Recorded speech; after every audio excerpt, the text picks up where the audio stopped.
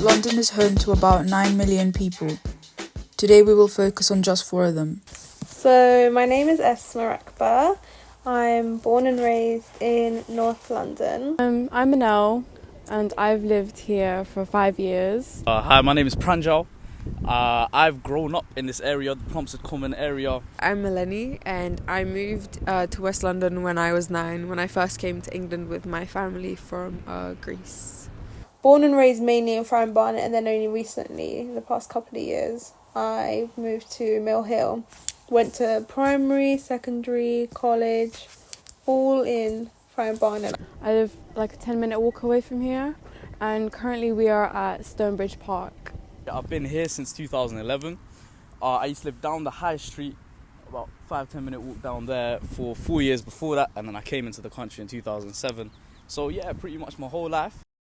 Separated by space but united through their shared experience of being young Londoners from immigrant backgrounds. This is a portrait of London through their eyes. Their north, their east, their south, their west. What is London to them? You guys remind me of when I used to do photography. This is me. I used to have my camera everywhere. I used to have a Canon 350. What significance does this area have to you? So me and my friends used to come here at lunchtimes when we went to school together, and yeah, we just used to hang out here, especially in summertime when it was nice and sunny, and I think those are one of my favourite memories. We are in Plumstead Common.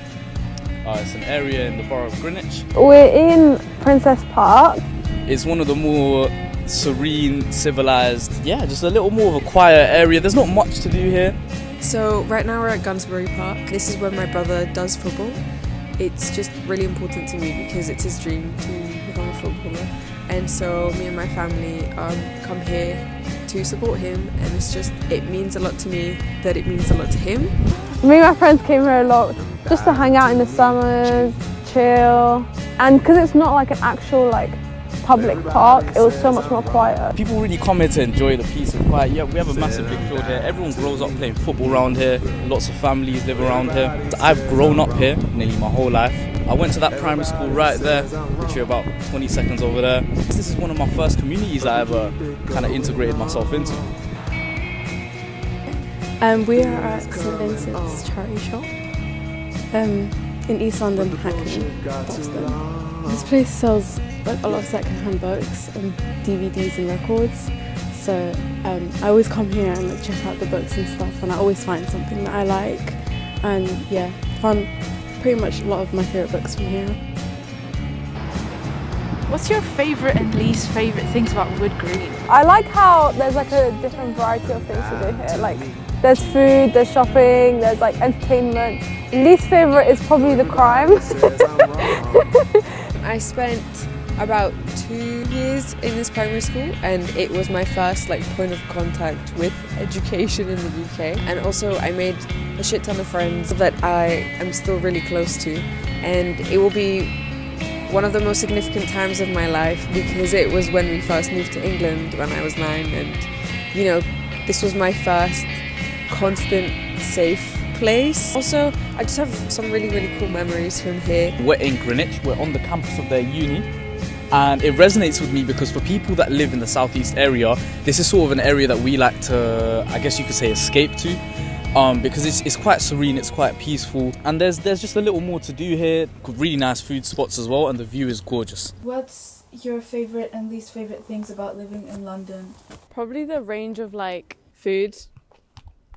I think there's a lot of food places that we can go to, and it's all halal. The city itself, there's so many things to do. The people are amazing. The people, the diversity, you get a big school of thought, culture, different perspectives, and it makes socialising here really, really fun. I like how big it is in the sense of how there are so many things going on. I'm a dancer, so I go to dance events really often. So many people from different backgrounds that share that with you, and that's really cool. Least favourite is definitely the crime rates. It's quite scary, especially phone theft. I've had my phone stolen.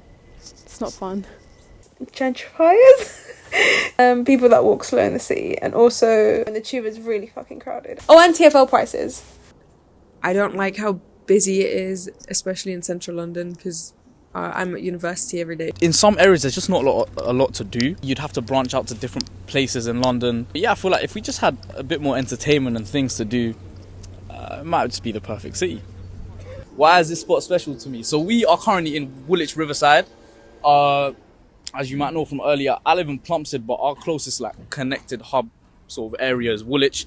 There's 3 train lines here. We've got DLR, National Rail, and now recently the Elizabeth line. And Woolwich Market is also here. The Riverside is just beautiful. Yeah, loads of positive things about Woolwich. So this is Cove Garden in Dalston, and I first came here with one of my first friends in sixth form, and we actually have our initials in that pillar over there. I'm not friends with her anymore, but I feel like this is like a cute place that she showed me. I come here sometimes and read my books, and I don't know, it's always really beautiful. I love this place. I moved to this house when I was 13, and we lived here until I was 16. I spent the majority of lockdown in this house, and so I have some really nice but also not so nice memories. But it was really cool because we spent a lot of time with my family, bonding, and it was like our little safe space. Whenever I pass by here, I just think of like really sweet moments with my friends coming over and stuff, or like cycling with my brother during lockdown. Yeah. This is the alleyway that I used to go down to get to my mum's every day. Get up from the 221, walk with my brother. We're in this is where I used to go most. Like, see that door right there? The little number 6? That's where I used to go. I came here for most of my life, so this is where it is. What do you see in the future for London?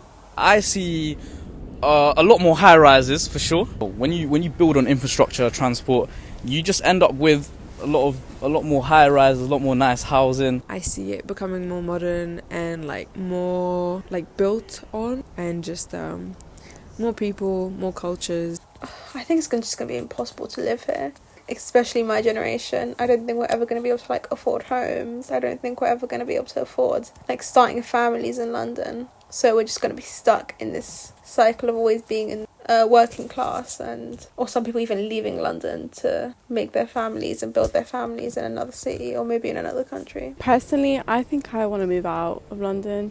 As much as I love it, I just think the rent is too high. I feel like I want to go back to Scotland maybe. I find it annoying that those of us who have, our families have moved across countries and, we've been born and raised here our entire life or come here from another country, are getting pushed out essentially by rich people from like the countryside. No, I don't see myself staying in London, not because of a personal discontent for London, but more of a content for the rest of the world. I kind of just want to explore the rest of the world. The reason why I would stay is because of my commitments with my dance team and the people around me. I love the city. I would never move out of it. I would always stay here my entire life. We started exploring this topic because we were interested in how people similar to us perceive living in London. But what we found is that a person's relationship with the city that they grew up in is so deeply rooted in their experience that it cannot be expressed in words alone.